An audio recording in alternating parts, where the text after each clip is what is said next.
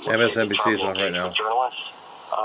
Charlie was somebody that pushed Charlie Kirk is the dead. envelope of what his political party should be, and Wednesday the 10th September, 2025. We don't know the details and the facts of the shooting, other than Charlie Kirk is no longer with us and has been killed. And I'll toss it back to you, other than to just say that this is an administration and not just a movement, but our politics that has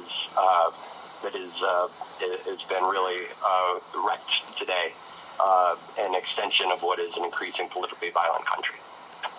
Violence isn't politics. Violence is something else entirely. And I wonder if you think, Chris, that we're capable of dealing with the violence at a moment where our politics is so badly broken. I think it's going to be a real challenge, and I mean, I can give you the history of terrorism as an asymmetric tool in the modern era. Really started in the 1850s with the anarchist movement, and it was replicated because it demonstrated that getting to leaders was possible, and eventually ended with the assassination of the Tsar of Russia, Alexander III, President McKinley, and continued. And they learned from each other. Different groups learned from each other. If you look at school shootings, the copycats, people understand that this is possible, and it's something that they want to do themselves. Well, in political violence, if you cannot get to, say, a political figure that has a security detail, but there's somebody equally polarizing, he's accessible. That's probably why they went after him instead of maybe somebody in government who might have a security detail. And it remains to be seen. But the other underlying factor is, again, the polarization in American society. When the far right defines people on the left and immigrants as invaders and not fellow citizens as the enemy, really destroying society, that's problematic. And then on the flip side, people on the left are defining people on the right as the others and fascist, authoritarian, and that's how we're looking at each other. Political violence is inevitable, and my concern is that this is going to become an increasing trend, like we saw at other periods of tumultuous times in the United States. Have you developed any new questions that you have as this investigation, I believe, enters its third hour? Yeah, so we talked about the Drug Terrorism Task Force is surging to this, but the FBI will also send its evidence response team from the local field office. We'll do the ballistics, trying to find out where the shot came from, and they'll look to locate the point of origin from the shot, see if there's any shell casings, any other evidence of presence from the shooter, close, CCTV footage. They'll start trying to find a digital footprint of cell phones that might have been located at that location and identify people who had those handsets. But then they'll also be launching, and this actually turns into, back to some of Ken Delaney's reporting, the hostage rescue team. If this subject is still on the run, the hostage rescue team based out of Quantico has a unit on alert at all times, and they are immediately deploying. They are our top-tier tactical unit in the FBI. The commander of that was Brian Driscoll, who is no longer with the FBI. So again, all of these things are connected, and the polarization is tied to creating these conspiracies and distrust in institutions, deliberately so in some cases. And these political attacks against some personalities in FBI leadership are going to have measurable effects on the effective response. Now, I have all the trust and confidence in the line agents of the FBI and intelligence professionals that they're going to do a spectacular job on this. The finest investigative organization in the world since 1908. So, no question about that, but again, the diminution of the FBI is going to have some real effects on this investigation. Michael Feinberg, let me bring you in on that question, and let me ask you about some of the images we've been broadcasting of what looks like the search or the investigation of what Mark described as the crime scene itself, the entire campus here where Charlie Kirk was murdered. What is your sense of what we can't see, of what is happening right now at the FBI and with their partners in local law enforcement? Well, I think everything Chris said really hit the nail on the head. What you are going to see over not just the next 12, 24, but 72 weeks later is a massive surge of resources where pretty much everything that is not an imminent threat in the Salt Lake City field office is going to be put on the back burner while people devote every waking hour to working round-the-clock shifts trying to figure out what happened here. And it is entirely common, and in fact very likely, that the FBI is already enlisting specialty teams from other field offices to come in and assist as well. Chris mentioned the hostage rescue team. We're going to see enhanced SWAT teams from the area and standard SWAT teams probably also coming in to assist with that search.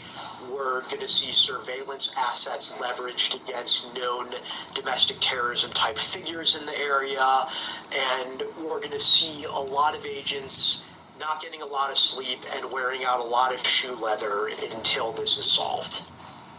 I mean, Michael, the post 9/11 lexicon that even non-law enforcement folks could understand was that the law enforcement and intelligence would be knit together to help America stay left of boom of threats. How do you stay left of boom of threats like this in America right now?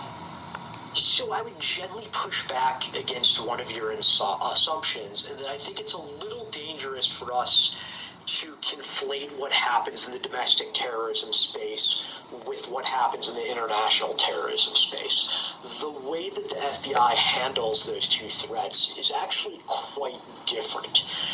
There are a number of equities in domestic terrorism cases that you have to sort of allow to rein in some of your investigative impulses. Namely, we can't investigate people solely for First Amendment protected opinions, however much those opinions may seem to lead towards violence, until we actually have a threat of law breaking. Additionally, and that's a good thing, right? I mean, that is something that the right and the left agree on. Yeah. Yes, it's a very good thing. The FBI, unfortunately, in its past, has overstepped the bounds on people's freedom of speech and freedom of association in decades past.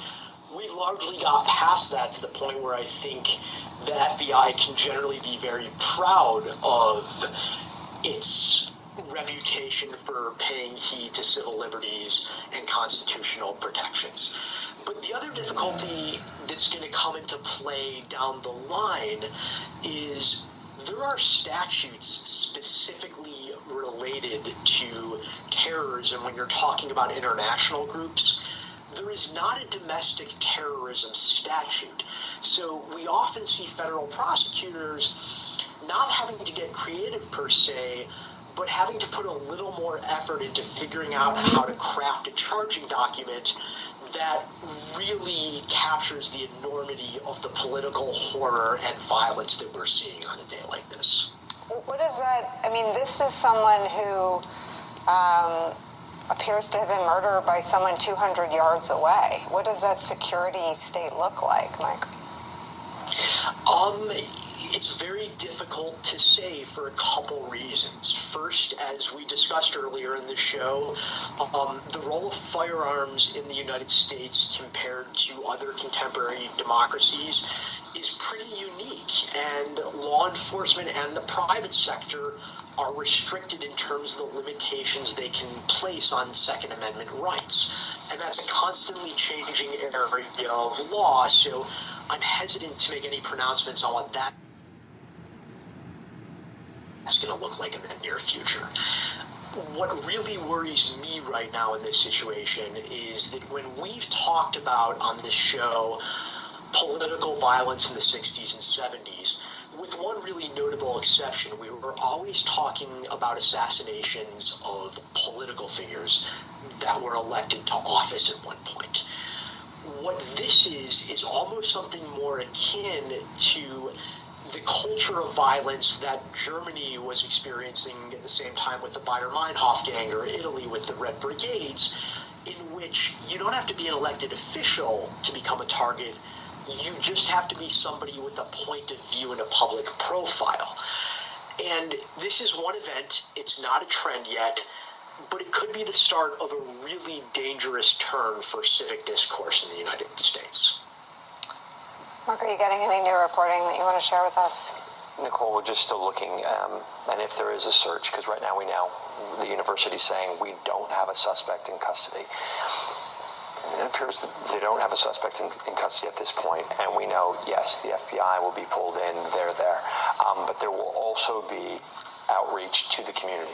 Many times you'll hear cops and community working together, especially if there is a search for a suspect. Police here at NYPD will call them residents, community, they're force multipliers. Mm-hmm. You remember Louis G. Mangione, who was arrested and charged with the killing of a healthcare CEO in Midtown. It was residents. It was a person in McDonald's in Altoona, Pennsylvania, who saw that person. So as they're working out and looking for that person, no doubt, they'll be working hand in hand. As soon as they get information, if they get a name, if they get a photo, they'll be getting that out, circulating that to the public. We know that Utah Valley University campuses are closed. Students have been told not to show up for classes. So obviously there's a search going on, and it's very fluid, Nicole. So they're making sure that everything is checked. But according to the university right now, if they don't have a suspect in custody, you know behind the scenes right now, a name, a photo, anything's being worked up to get that out to the public, to have the public's help in this investigation. Are you surprised that there's no photo that's been released yet? No, because, again, if this individual was 200 yards away and limited security, it sounds like, at this event, they might not have the coverage. And this person could have very well pre-planned this. It was clearly a public event. It was known that it was going to be here, and planned his or her egress out of there. So it's going to take some real investigation to identify this individual and locate them. If you look at the Boston bombing, it took a bit and it was going back to what Mark is talking about, enlisting the public support, and that was a real debate within the FBI and with Boston leadership. Were we going to do this? And it was black hat and white hat before we even knew the names of the Tsarnaev brothers. But these critical incidents are very chaotic, and it takes a bit to get the investigation in line. And there are resources out there. The FBI has quite a bit of resources, but that field office is responsible for 3 states. So it's responsible for Utah, Montana, and Idaho. So surging those resources to where they're needed now is going to be important. And then this regional field offices of the FBI will also support, but then resources from Quantico and FBI headquarters will be moving immediately. Sort of a similar deployment of resources to the political assassination of the Democratic lawmaker and the shooting of the other Democratic lawmaker in Minnesota. The FBI, again, despite the current drama, is going to immediately react to any case, no matter what the motivation might be. I'm going to ask everyone who's with us to stay with us. It's now 5 o'clock in New York. It's 3 o'clock in the state of Utah. We continue our coverage of the shooting today that has left conservative activist, founder of Turning Point USA, Trump ally Charlie Kirk dead at the age of 31. President Donald Trump announced Charlie Kirk's death just a few moments ago on his social media platform, Truth Social. Donald Trump wrote this, quote, "The great and even legendary Charlie Kirk is dead. No one understood or had the heart of the youth in the United States of America better than Charlie. He was loved and admired by all, especially me, and now he is no longer with us. Melania and my sympathies go out to his beautiful wife, Erica, and family. Charlie, we love you." Charlie Kirk had been speaking to a large crowd at an event at Utah Valley University when campus police say a single shot was fired from a building about 200 yards away. Police are searching right now for the shooter. Today marking a difficult moment for our country and for our politics moving forward. We'll say it once again. Violence is not politics. Political violence of all stripes is reprehensible. And if this moment is, I think, showing us anything, it's that if no one is safe, there is no politics. There's just fear. Joining our coverage, Eva Terry, she's a reporter with the Utah newspaper, the Deseret News. She was at the event in close proximity, we understand, to Charlie Kirk. Tell us what your reporting can add to our understanding of the tragedy today. Hi, thanks for having me. Yeah, so I've been at UVU all morning. I've been here with my fellow reporter at Deseret News, Emma Pitts, and we had just been at the event for an hour before it started, talking to students. They were very excited to be there. The atmosphere is pretty rowdy. And then Charlie Kirk came on. He started throwing hats to the crowd. And then he started taking questions. So there was one question that was about 3 minutes, and then the second question was about a shooting. The student asked how many mass shootings had been carried out by transgender individuals. And Charlie Kirk responded, and then the student asked a follow-up question. Charlie Kirk went to pick up his microphone, and that's when he was shot on what looked like the left side of his neck. And from what Emma and I saw, what I saw, there was a lot of blood. He fell limp and slumped out of his chair. And then we got down, we cowered with the rest of the audience and stayed there for about 30 seconds, and then everyone started running. And we ran to a room that was probably a minute away, and we just got under a desk and contacted our editors. Eva, could you tell where the shot came from? I was standing on the front left side of the amphitheater, and it looked like it came from my right, so either from the middle or from the right side of the audience, but I couldn't see. And then I started talking to people afterwards, other students who had gotten videos of police escorting an older gentleman. He looked like he was probably in his 60s or so, but they have not confirmed that is the shooter, and that there are a lot of police on campus right now, lots of different rankings, and no students, everyone's been evacuated. Eva, it's our understanding from our reporters that the university's current information is that they don't have a suspect. Do you have anything different that you understand to be the case at this moment? We haven't had any confirmation on a suspect, so nothing there. Eva, how are you doing? Wow, I don't think I've processed anything. I've seen more blood today than I think I have in my entire life, so, yep. What do you want people to know about what it meant to have Charlie Kirk at the campus today? From my interviews with students beforehand, people were really, really excited that he was there. I had talked to a group of freshman girls, and one of them went on for a couple of minutes just about how proud she was of her country and how much she just loves America. And so the atmosphere beforehand was really excited. It was a really exciting atmosphere. People were really happy. There wasn't a big group of protesters. There were people who were in the balcony who had signs against Charlie Kirk, but yeah, it came out of nowhere. It was a complete shock. Eva, do you have any reporting of your own?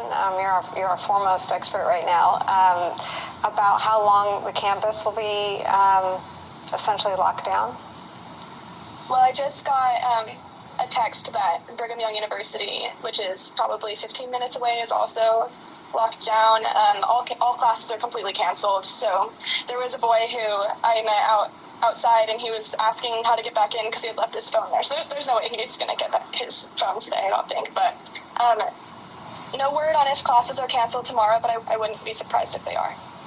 Eva, do you know, do students there undergo training for active shootings?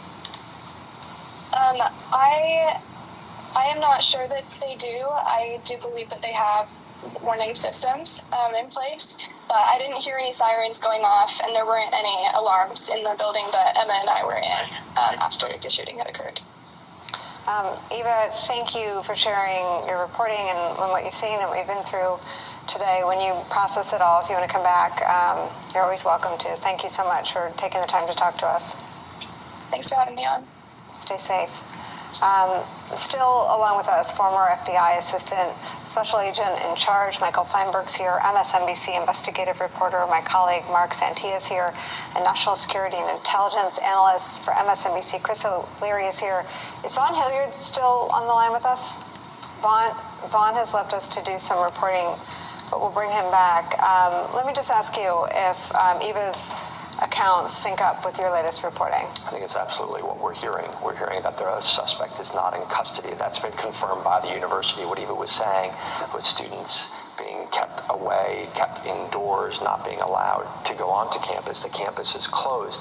There's obviously an active search. What that means at this point, we don't know. There's a lot we don't know right now, Nicole. But what we do know is there is a search, that the university has not said anyone's in custody. We've not heard from police. That we know this is an active investigation right now. We know there's a crime scene. This is a murder investigation right now. We know this is a crime scene there. They'll be processing. As Chris said, what we are hearing, what the university said was one shot was fired from 200 yards away, 2 football fields away. That's a long gun, and again, Chris, you can speak to that better than I can, but that's somebody who perhaps knew what they were doing. That's not a close-range shot by any means. So we know at this point, Nicole, the campus is closed. You heard Eva. BYU, nearby, 15 minutes away, is closed. That sort of speaks to this is a very fluid situation right now. This is an ongoing investigation, but again, first priority, there could be a threat to the public because they don't have someone in custody.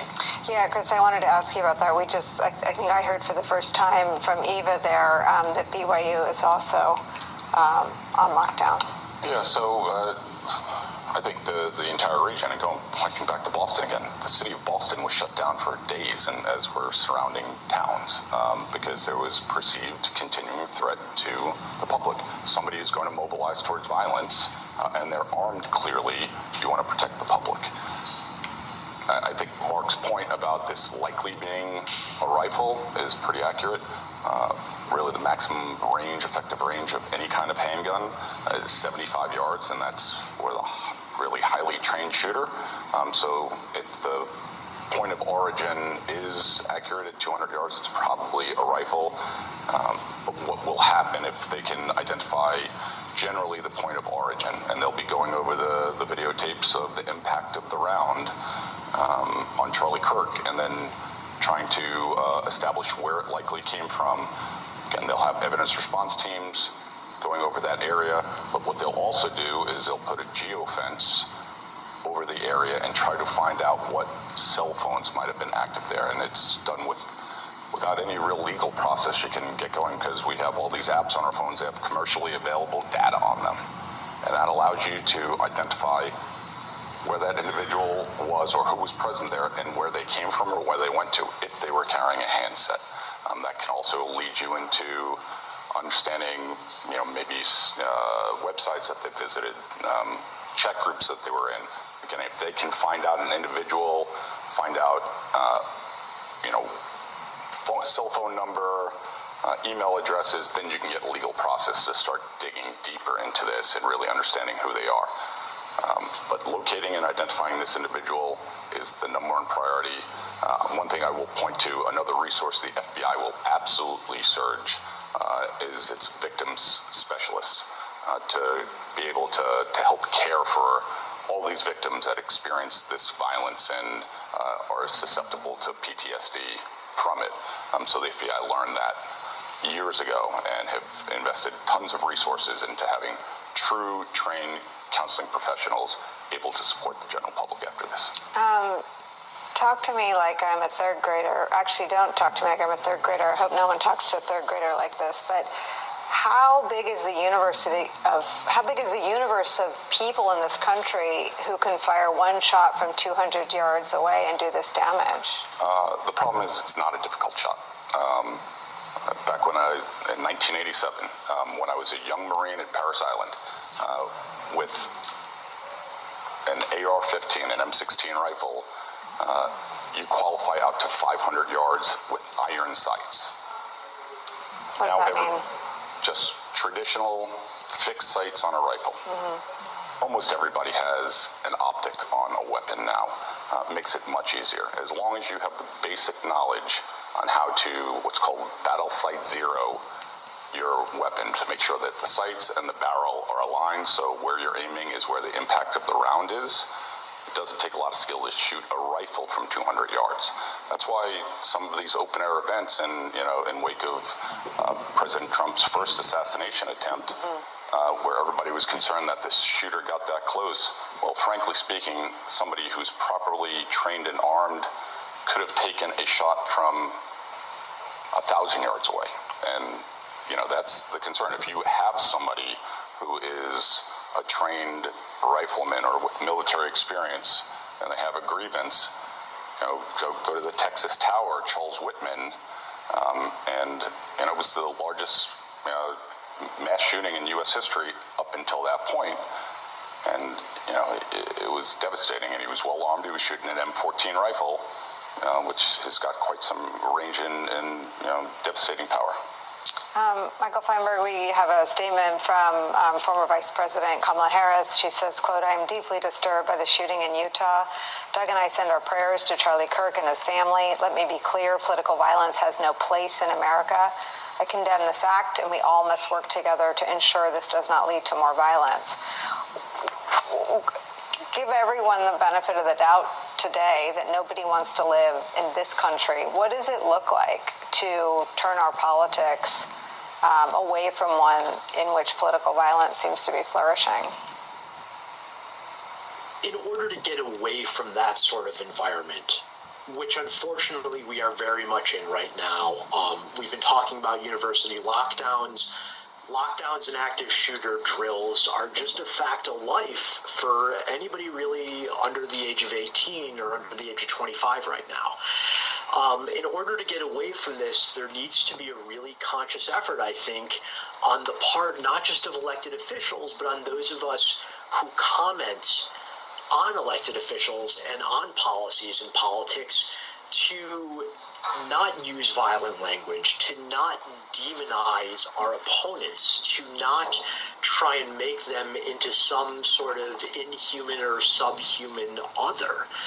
We need to find a way to have reasonable, elevated discourse on serious issues without resulting to the demonization and persecution of our opponents.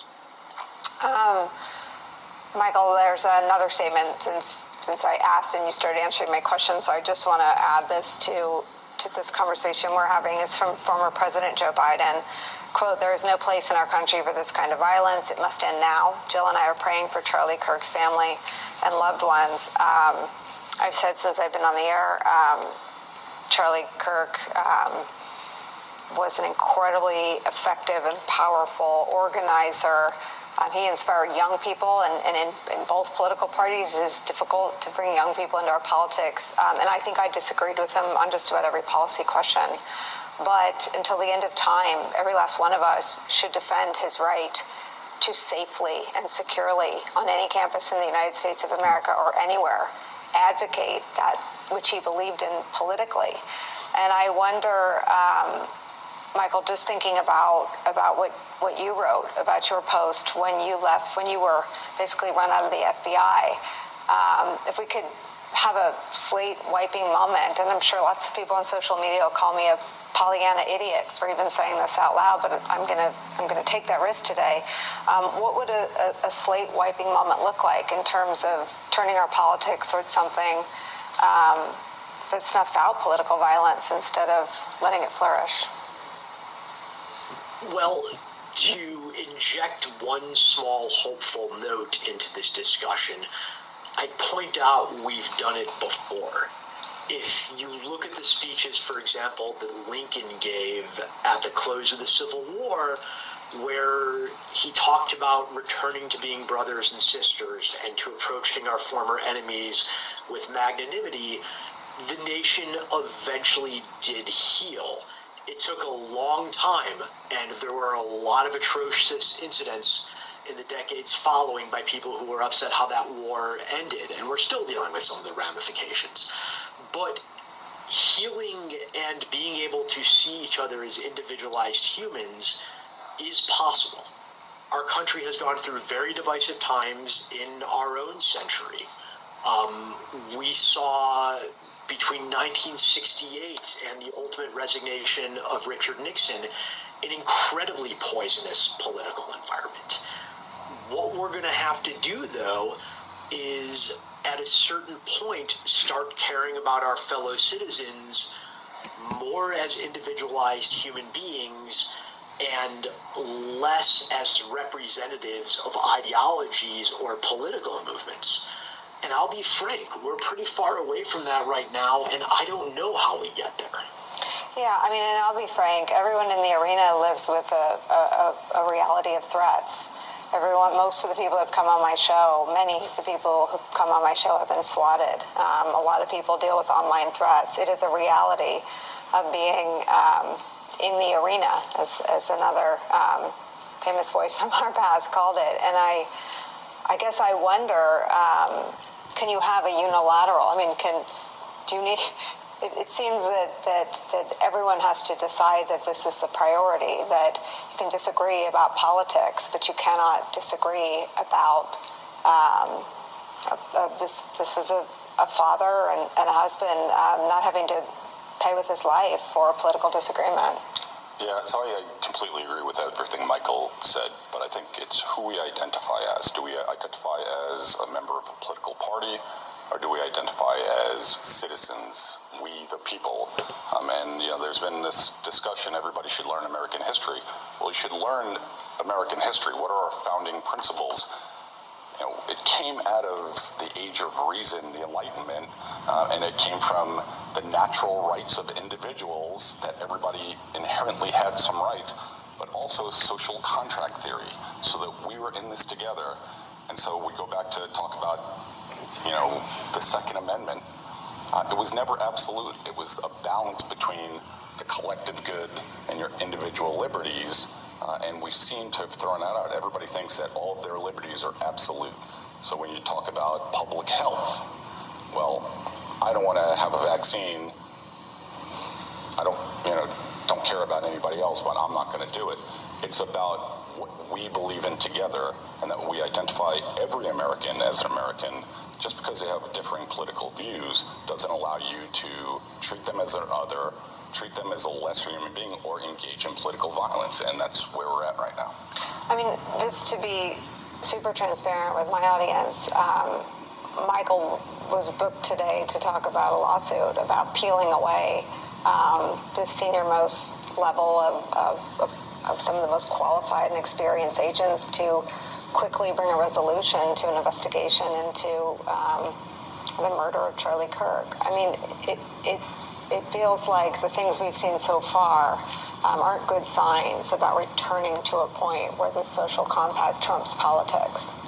We're not, and I'm concerned about where we have to go to eventually hit a tipping point where everybody's like, okay, we need to... Could this be it? Unfortunately, I don't think so.